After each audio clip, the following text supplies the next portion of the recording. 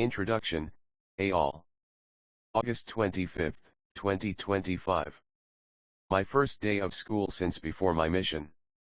I had 4 hours to work on preparatory assignments for my 2 online classes before an in-person class, Intro to Probability, began. One was an economics class, the other, CCA 3330, Art Symposium.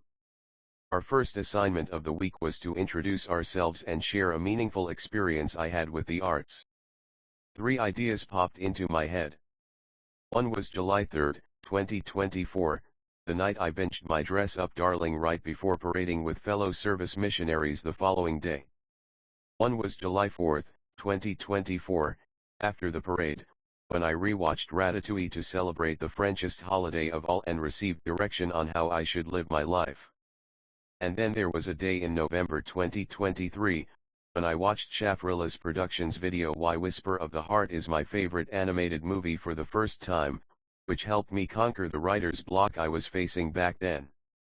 I chose to write about the Shaft video. And I regret it. Even though I got full points on the assignment, the TOG rating was allegedly impressed by my responses' word count. I remember wanting to write about my Dress Up Darling. But I had doubts. I feared other students would comment negatively on the response, saying things like, "That show isn't mission appropriate, Dress Up is just fan service," or "You're an incel." Since it was the first assignment of the semester, I wondered if this show made a good first impression. After over 7 months of reflection and a day, October 25, 2025, of rewatching Season 1, I'm finally putting my foot down. This is my review of my Dress Up Darling, comprising significantly more than 300 words of why it was so meaningful to me when I first watched it as a service missionary, how it impacted my life as a blossoming artist. I acknowledge that it was technically against mission rules. I note there aren't any shortcuts to this long-form review, since CCA 3330 is closed, the Letterboxd page for the Dress Up anime is down, and no one has responded to a certain Reddit post I made on the 17th. And I'm aware that this show isn't for everyone. It's not for the orthodox. It's not for little kids. People like my mom and dad will probably turn off this show before the 10-minute mark.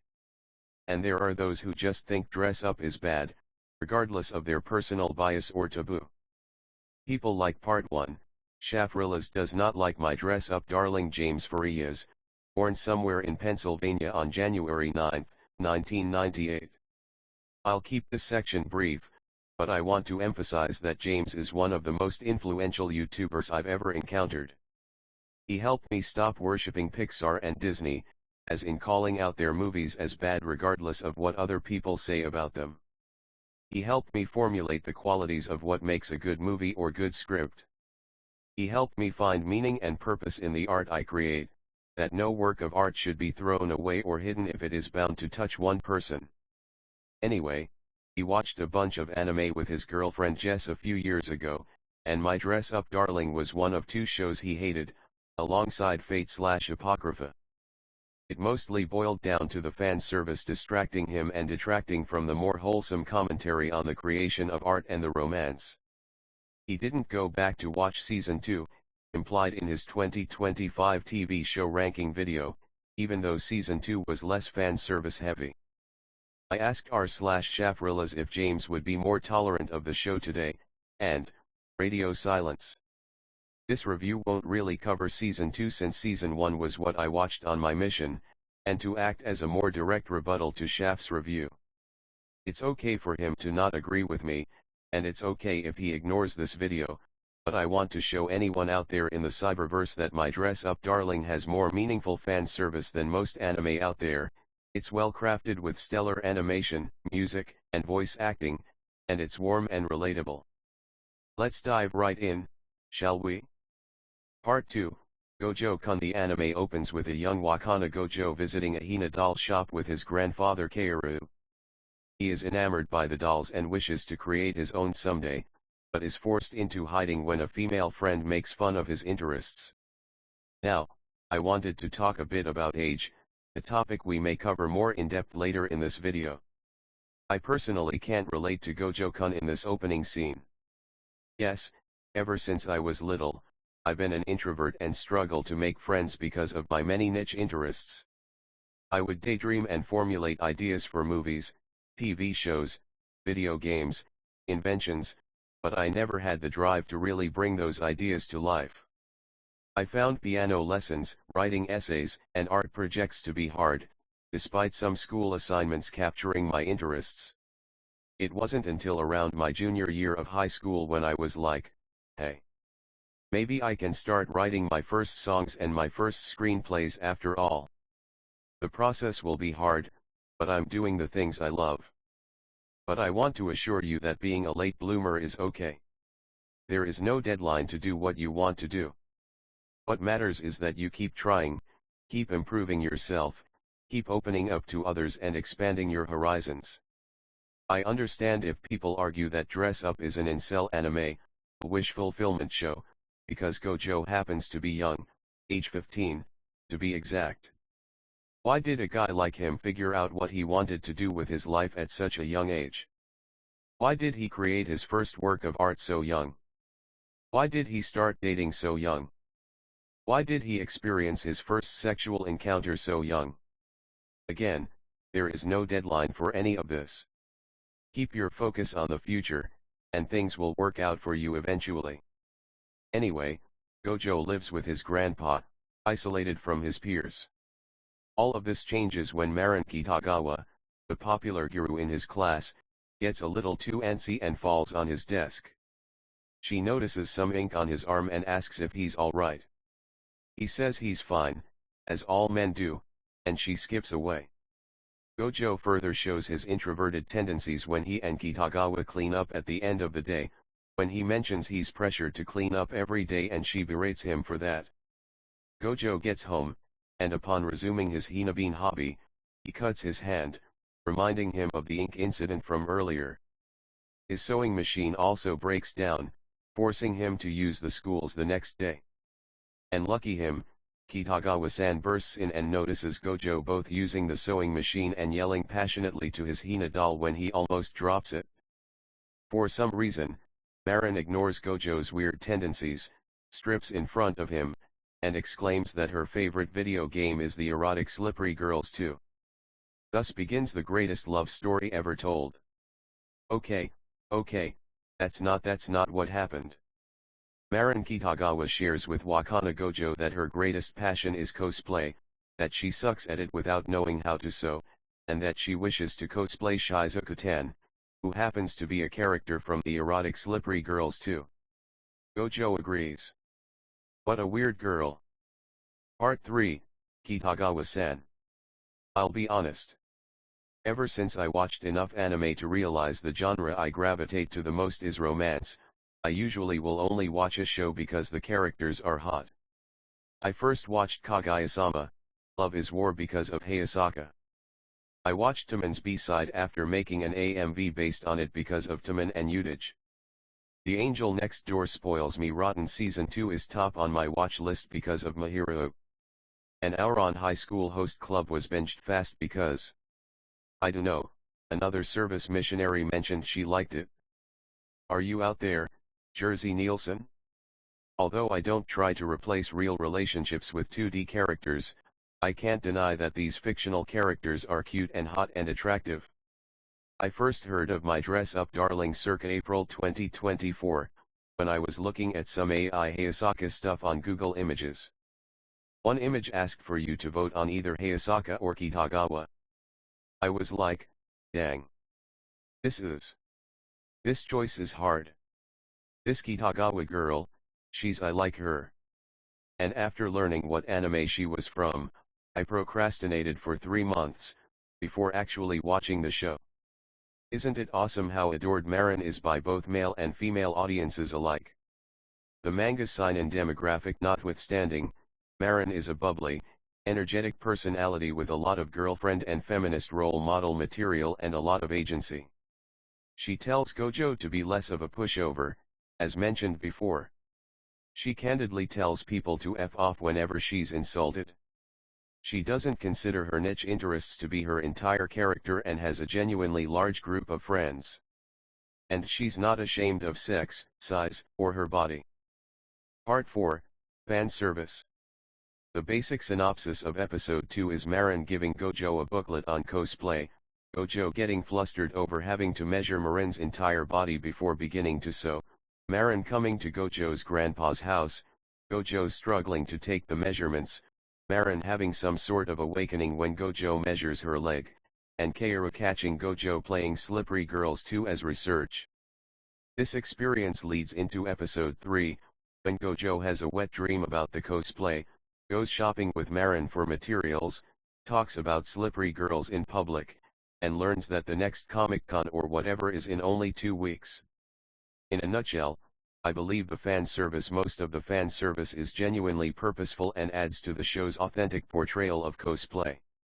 Standing alongside accurate instruction on how gender doesn't matter within the cosplay community, how to properly use cameras to capture the best photos of your cosplays, and how to wash wigs, a process I helped out with one day at the LDS Motion Picture Studio, is virtually unfiltered portrayal of what characters Marin is interested in cosplaying, the process behind correctly fitting outfits to person's anatomy, and the general celebration of the human body as a work of art.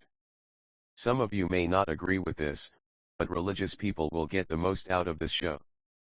I'm religious, as evident in the Mormon Weeb, but I am increasingly baffled by the sex-negative environment I was raised in.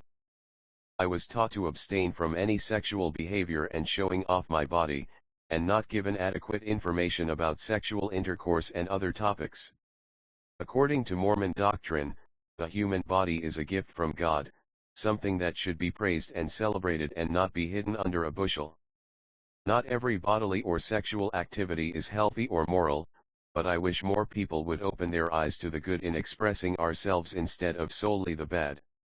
Anyway, curiosity got the better of me over the past few years, and thank God I mainly used Wikipedia to answer my questions rather than other sites.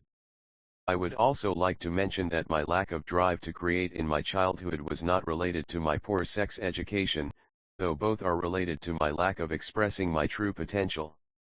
It's unclear what Gojo's faith is or why exactly he reacts the way he does whenever Marin teases him sexually, but it's clear he had been living inside a bubble for too long and needs to open his eyes, as explained before.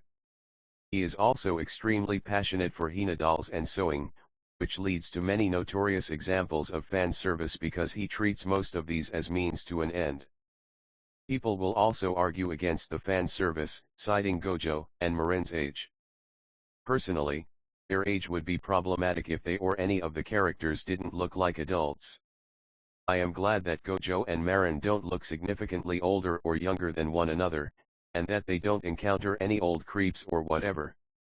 I am personally not a fan of huge age gaps in anime. Please, someone, make it stop. I don't want to know that Lolis or Jeffrey Epstein exist ever again. I don't want to see Stephen Hawking in a princess dress again. And yes, I'm not blind to the few examples of gratuitous fan service Season 1 contains. I don't understand Gojo-kun's aforementioned wet dream scene. What purpose did it have besides providing the episode a cold open? Or later on, when Marin accidentally books a night at a love hotel, Gojo turns on the TV to find porn, but lingers on it rather than immediately turning it off. Am I missing something? Then there's the first encounter between Gojo and Juju, a cosplayer Marin is a huge fan of. She slips on the shower floor and exposes herself to Gojo. This is probably the most universally hated moment of the entire anime/manga, and I'm firmly in that camp. What purpose does this shot have besides giving horny, brain-dead 20-somethings and teens something to snack on? I could rant about how this is still not as bad as other anime I've seen, but I'll have to save that for later. Part 5, Juju's sister. Anyway, Gojo gets the cosplay done on time despite stress with school, his grandpa falling, and his relationship with Marin dwindling. I mentioned Whisper of the Heart at the beginning of this video, and I'll relate it to my dress-up darling and the wish fulfillment ethos some people have or accuse others of having. While Gojo crunches out the Shizuku-ten cosplay in just 2 weeks, Shizuku, aptly named, from the Ghibli movie crunches out her story about the Baron Katfurnishi in 3. In my CCA 3330 assignment, I barely mentioned these time constraints or the constraints I put on myself to write up to 10 movie scripts in a year. Why did I not think this was a bad thing less than a year ago? Why is creating art in the middle of storms rather than calm seas now a bad idea? When I rewatched Ratatouille in 2024, the one thing that really stuck with me was how small Remy's individual goals are throughout the movie. He never truly aspires to be the next Gusto at the beginning of the movie. He never intended to wow a food critic by fixing linguine soup. He never tried to make Gustos as big and grand as possible to impress Anton Ego. In the case of Gojo, Shizuku, and my teenage years, we were all still learning. Learning to slow down to improve our craft and get everything right one step at a time, not caring if we're not on top of the world. So Marin loves the cosplay, despite being upset with how much time Gojo put into it. They attend the event, Gojo instructs Marin to pose like Shizuku-ten, Marin captures in-person and social media attention, and the two agree to keep making more cosplays while Gojo tells her she's beautiful while basically drunk. Cute. Kaoru soon realizes that Gojo is hanging out with people, that is, Marin, and this is where Juju comes in. Grandpa finds her out in the rain and tells her to wash up, if you were wondering the context of the look. Grandpa also notices Gojo's improving in his Hina doll skills, all thanks to his experience on the Shizuku-ten costume and new cosplays for Marin and Juju based on the magical girl series Flower Princess Blaze. Eventually, the whole gang meets Juju's photographer and younger sister, the more heavy-set Shinju Inui. Not a lot of people talk about Shinju, but I love her, she deserves to be on the anime promotional material. Not only does she prove that younger siblings other than Luigi can be taller than their elder siblings, she is a perfect encapsulation of the struggles of cosplay. She talks to Gojo in private and reveals she wants to cosplay the tuxedo mask equivalent in Flower Princess Blaze, Soma, despite her large size, feminine physique, and role as a photographer. I'm not a cosplayer, nor do I intend to be one in the near future. Heck, writing video essays probably will never be something I'll do long term. But I've fantasized about characters I admire and how I can be them for Halloween, only to wake up and realize, I'm 6'6". I'm so lanky. I can't wear that. That won't fit over my garments. Again, remember that your body is a divine gift, that it can be a work of art when the right effort is put in. And that's what Gojo does. He humbly helps Shinju create an accurate cosplay for Soma behind Marin and Juju's backs, even though he could have told them at one point or another, I don't know. Anyway, Gojo and Shinju eventually show off the Soma cosplay, which does not immediately burst at the seams, it would later on though. Marin and Juju are surprised, amazed at what she accomplished with Gojo's help. Juju thanks Gojo for helping broaden Shinju's interests and experiences. Marin asks Gojo to help her with a new cosplay based on a Smash fighter, and oh wait, I forgot to cover one crucial scene. Part 6, the beach episode. Yes, more fan service, right? There's that one episode in every anime with a bunch of gratuitously half-naked men and women, right? No, not really. The last few minutes of episode 8 feature a scene where Marin and Gojo enjoy a day at the beach together after finishing their finals. It's honestly more wholesome and romantic than the beach episode from The Fragrant Flower Blooms with Dignity. Imagine that. So anyway, a hawk steals Marin's burger, and Wakanda makes the gentlemanly decision of throwing French fries to distract the hawk and giving Marin his burger, which Marin splits in half. He and Marin start wading in the water, and this is where Gojo reveals, hey, traveling isn't my thing. I've made so many Hina dolls with my grandpa Kaoru that this is my first time at the beach. Marin basically responds with, let's travel the world, which she later wants to take back. She further says she just came to the beach to have fun and relieve stress from finals, juxtaposed to Gojo thinking it was an opportunity to practice their photography skills. Now, my service mission hasn't been filled with a lot of travel. I believe the only time I left Utah was to go on a family vacation to Washington, D.C. over spring break 2 years ago. I kinda side with Gojo-kun when I say I wished I served my mission somewhere other than Provo, mainly because I want new experiences and opportunities to leave my comfort zone. However, it's clear that travel isn't necessary. I still met many new people and learned a lot about the world in my hometown, despite breaking some mission rules. Kitagawa was clearly flustered, suggesting traveling with Gojo over summer break, indicating she and Gojo were already learning and growing a lot despite not traveling far. And when Marin snapped a pic of Wakana falling into the ocean, I was reminded of how far they've come after only 8 episodes. Part 7, Animation, Music, and Voice Acting. I haven't really complimented the more technical parts of this show as I promised, such as animation, music, sound effects, visual flair, and voice acting. Before doing so, let me sum up a good chunk of the rest of the season, since this video is already getting pretty long. So Marin tries to cosplay as the aforementioned fighter character named Veronica by lathering up with foundation, despite Gojo suggesting they could achieve the effect digitally. Then comes a multitude of fan service where Marin bathes, tries on fake teeth, bumps her head which makes her wig not fit, and takes Gojo clothes shopping again. Soon enough, Gojo finally stands his ground.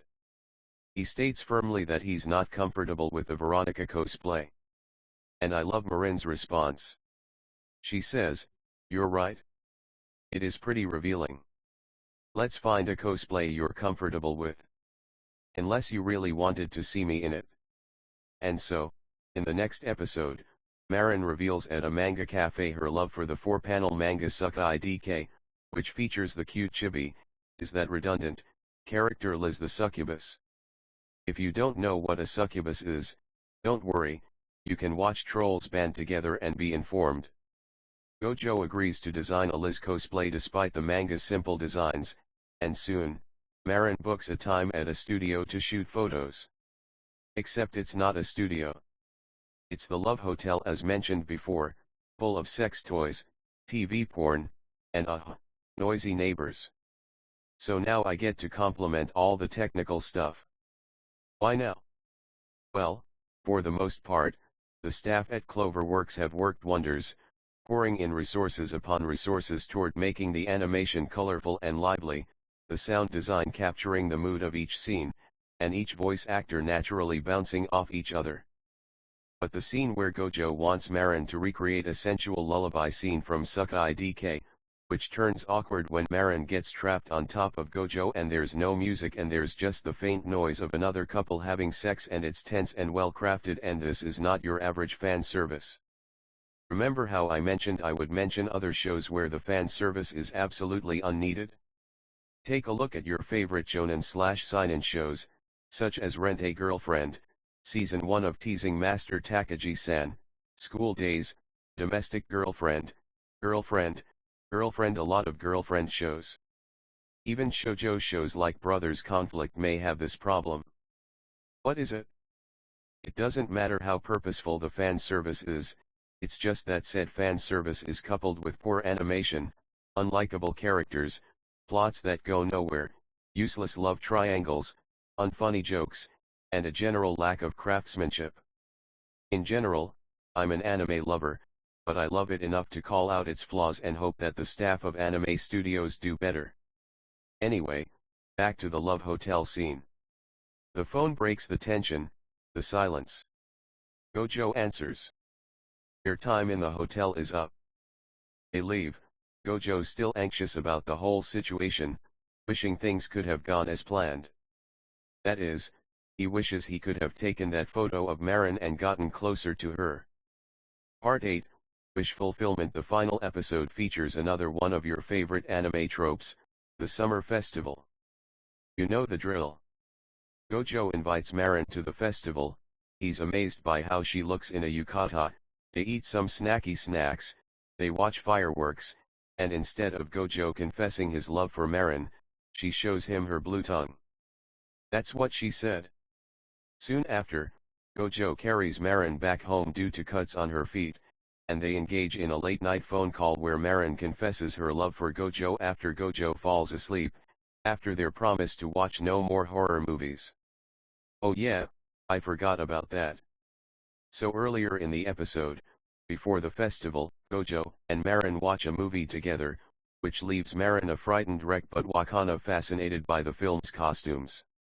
Honestly, I like movies and shows such as South Park, bigger, longer, and uncut that satirize themselves, and My Dress Up Darling is an unexpected example. What do I mean by that? None of the anime or manga Marin cosplays is a direct parody of Dress Up. And even though Marin says things like, I wanna cosplay all my favorite anime characters, oblivious to the fact that she herself is an anime character, that's not what I mean either. When Gojo and Marin watch the horror movie together, it illustrates how two people consuming the same art may react entirely differently. It doesn't matter if Lavender Whale recommended and liked My Dress Up Darling, that won't necessarily mean her boyfriend Shafrillas will like it. And just because I'm an active albeit nuanced Mormon doesn't mean I'll react to this show the same way my peers up at Utah State will react to it. It's valid to either like or hate this show. It's valid to see it either as a wish fulfillment show, an incel show, a fan service show, or a feminist show, an artist show, a wholesome romance show. Not everyone will love and adore the Shizuku-tan costume you put your heart and soul into over 2 weeks. Not everyone will line up in the hot sun to see your hot body. Not everyone will respond to your obscure Reddit posts. But that's okay. Keep moving forward, keep doing what you love to do, keep improving yourself, and keep impressing just one person. I know the art you love and create will help you and others get out of our protective shells, to really live rather than survive. Also, even if I considered every movie and show a wish fulfillment show, I'd still like Dress Up while hating others, such as The Notebook. I hate The Notebook as much as Shaf hates My Dress Up Darling. Law of equivalent exchange. Conclusion, I will close with the story of a relationship, which started out with my renewed love for Dress Up Darling back in October. I use Mutual, a dating app targeted to Mormons. One day, I realized that the relationship between Gojo and Marin was a relationship I wanted badly. I loved how Marin Kitagawa was unapologetically herself.